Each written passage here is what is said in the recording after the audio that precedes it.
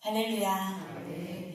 사랑하는 성도님들, 오늘 우리가 함께 읽은 에베소서 말씀은 사도 바울이 로마 감옥에 갇혀 있을 때 에베소 교인들에게 쓴 편지입니다.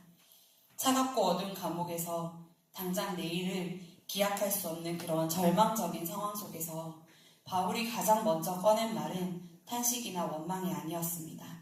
바울은 3절을 이렇게 시작합니다. 찬송하리로다. 하나님 곧 우리 주 예수 그리스도를 찬양합니다. 바울이 감옥 안에서도 이토록 하나님을 찬양할 수 있었던 이유는 무엇일까요? 그 이유를 바울은 이어서 이렇게 설명합니다. 하나님은 그리스도 안에서 하늘에 속한 모든 신령한 복을 우리에게 주시는 분이시기 때문이라고요. 지금 당장 감옥에 갇히고 내일 당장 목숨을 잃게 된다고 하여도 세상이 결코 빼앗을 수 없는 온갖 영적인 복을 받은 것이 하나님을 찬양할 수밖에 없는 이유라고 고백하고 있습니다. 오늘 이 새벽 우리가 바라보아야 할 복은 무엇일까요? 물론 우리 삶의 문제들도 중요합니다. 그러나 바울은 우리에게 더 본질적이고 거대한 복을 바라보라고 권면합니다. 감옥에서 풀어주시고 자신을 살려주실 것과 육체의 고난을 피할 것보다 더 큰 복이 분명히 있다는 것을 바울은 분명하게 말하고 있습니다. 오늘 우리에게 이미 주신 그리스도 안에서 하늘에 속한 온갖 신령한 복에 대해 육하 원칙에 따라서 함께 살펴보시며 큰 은혜를 받으시길 소원합니다. 먼저 우리는 이 복이 누구로부터 주어졌는지 주목해야 합니다.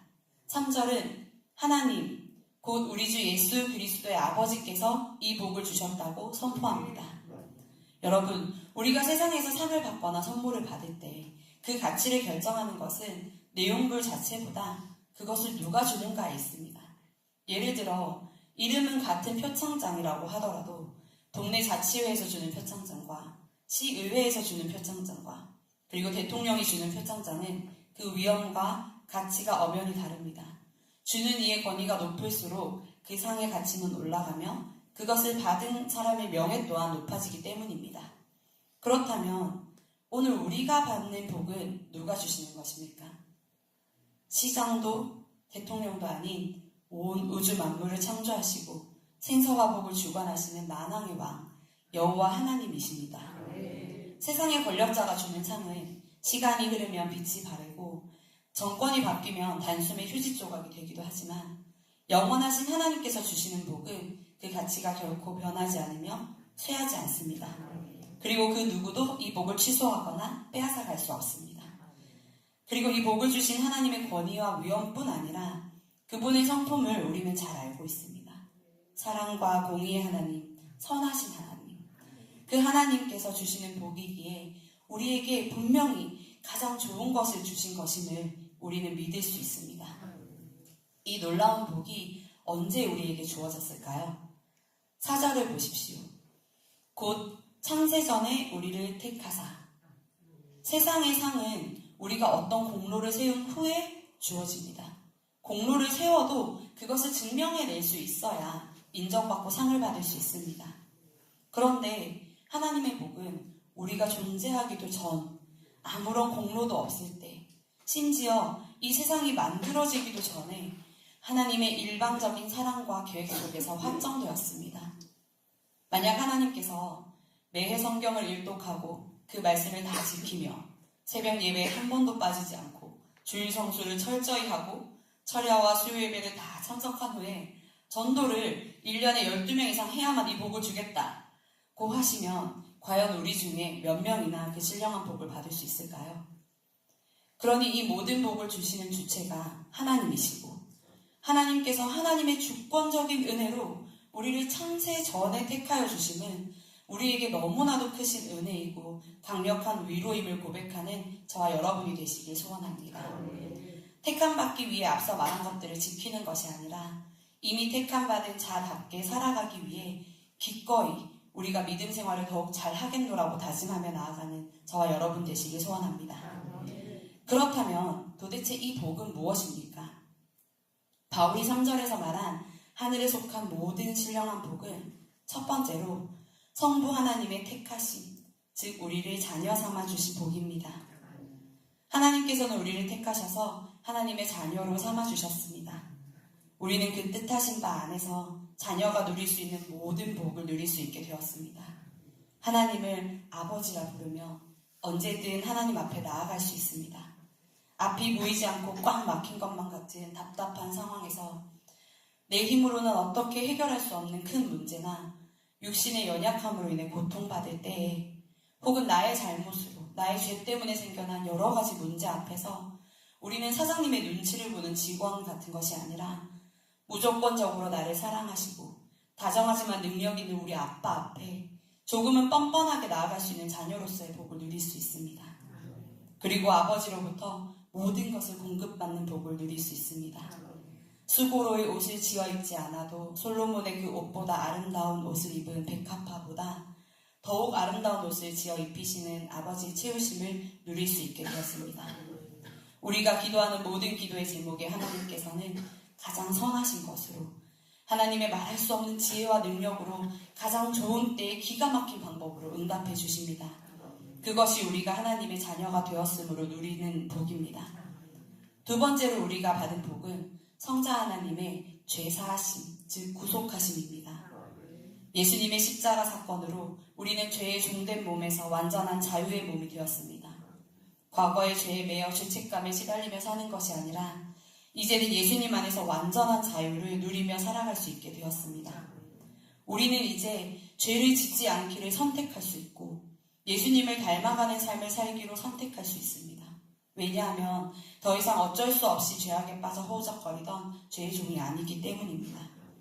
또한 하나님께서는 지혜와 총명을 주셔서 하나님의 비밀을 알게 하셨습니다. 세상 사람들은 어디로 가는지 모른 채 열심히 살아가지만 그 끝은 결국 사망일 뿐입니다.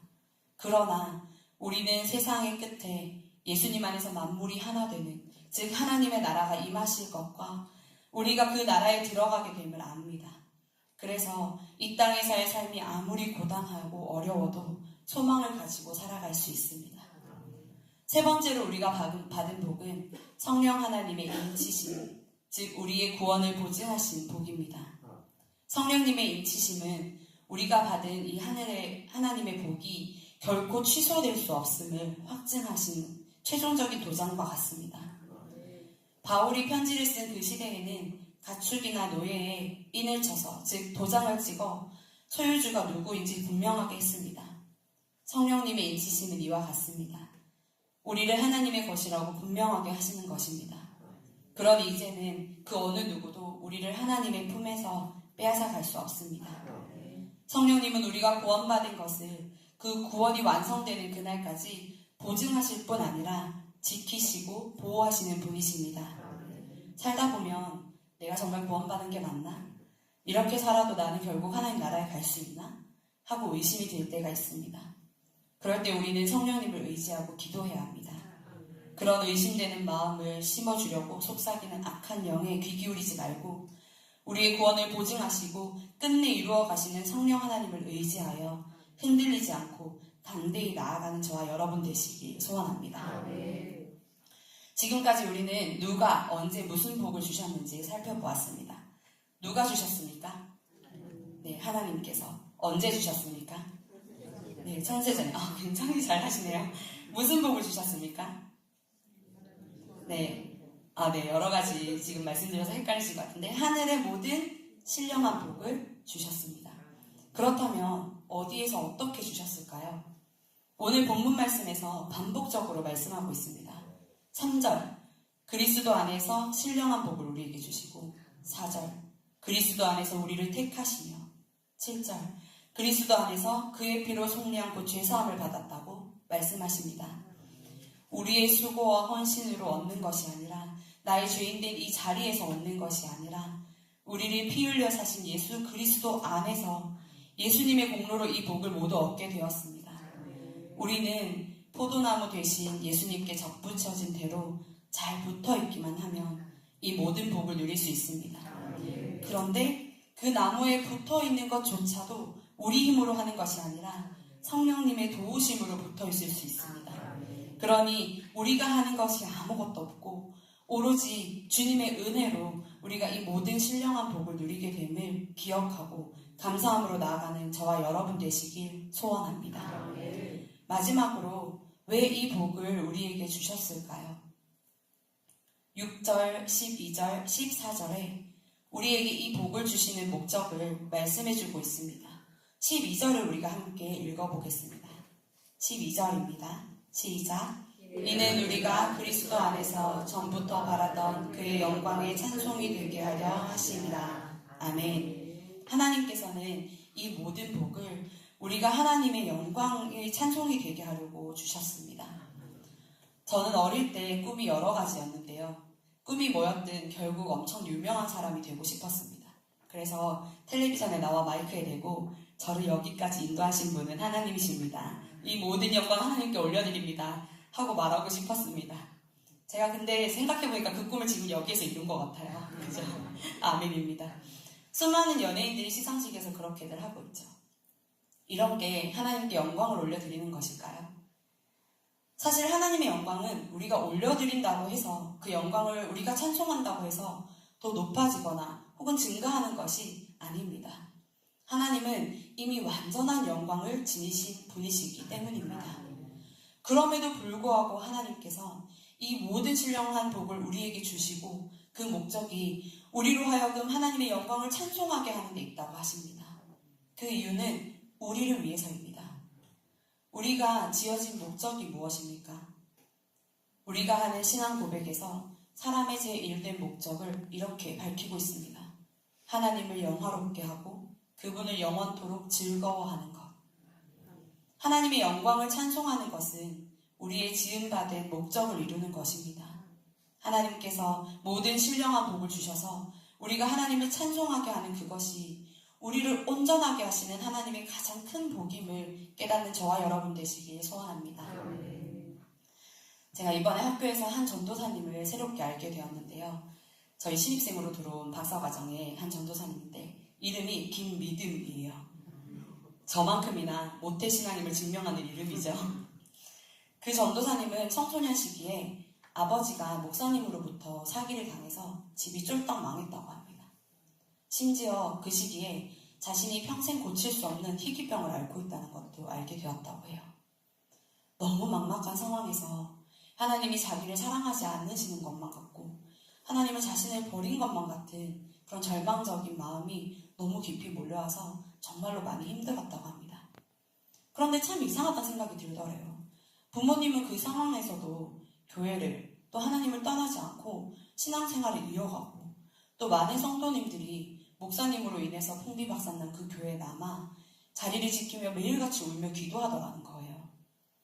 도대체 저들이 믿는 하나님은 어떤 분이시길래 누구길래 저들이 저렇게까지 하는 건가? 라는 생각이 들었다고 합니다. 그래서 하나님께 기도했대요. 하나님, 저도 저들이 믿는 하나님 만나고 싶어요. 하나님 어떤 분이신지 저도 알게 해주세요. 한 번만 나를 만나주시면 평생 하나님을 떠나지 않겠어요. 제발 이 절망 가운데서 하나님을 만날 수 있도록 인도해 주세요 하고 울면서 기도했대요. 그런데 어느 날 병원에서 이제 또 희망 없는 그 의사의 말을 듣고 나와 벤치에 앉아서 울면서 기도하고 있었대요. 근데 어떤 장면이 갑자기 앞에 눈앞에 막 펼쳐지면서 자기가 앉아있는 그 벤치 위에서 스포트라이트가 딱 켜지듯이 자기를 향해서 어떤 빛이 임하는 걸 느끼고 그 안에 하나님의 말씀이 들렸다는 거예요. 내가 너로 인해서 영광 받을 거야. 네가 찬송하는 내 찬송함으로 내가 그 영광을 취할 거야. 이런 말씀이 들렸다고 합니다. 그리고 그날 큐티 말씀이 이 에베소서의 말씀이었대요. 하나님이 나를 택하셔서 하나님의 영광을 찬송하게 하려 하시는구나. 지금 나의 이 고난과 절망과 아픔이 끝끝내 하나님의 영광을 드러내는 일이 되겠구나 하는 확신이 생기고 그 이후로 어떤 삶의 어려움이 닥쳐와도 낙심 가운데 찬양하고 고난 가운데 기뻐하기로 결단할 수 있었다고 합니다. 사랑하는 성도님들, 하나님께서 주권적으로 우리를 택하셨습니다. 그런데 우리의 어떠함을 보기도 이전에 창세 전에 우리를 하나님의 선택으로 택하셨습니다. 그리고 하늘의 온갖 복을 우리에게 다 주셨는데 그 목적이 하나님의 영광을 위한 것입니다. 그러니 이것은 우리가 감히 망칠 수 있는 것도 거부할 수 있는 것도 아닙니다. 우리가 아무리 연약한 모습으로 볼품없이 서 있다 하여도 하나님께서는 우리를 통해 하나님의 영광을 드러내실 것이며 우리가 겪는 이 모든 고난과 낙심할 만한 시험들이, 그것이 육체의 아픔이든 경제적인 어려움이든 계속해서 되는 실패이든 무엇이든 간에 그 모든 일들을 통하여 하나님께서는 하나님의 영광을 드러내실 것입니다. 그러니 우리에게 주신 오늘의 이 말씀을 붙들고 살아가는 모든 순간이 복에 복을 더하시는 축복의 순간임을 깨닫고 창세전부터 우리를 택하사 하늘의 모든 신령한 복을 주신 하나님을 찬송하는 저와 여러분들이 되시길 소원합니다.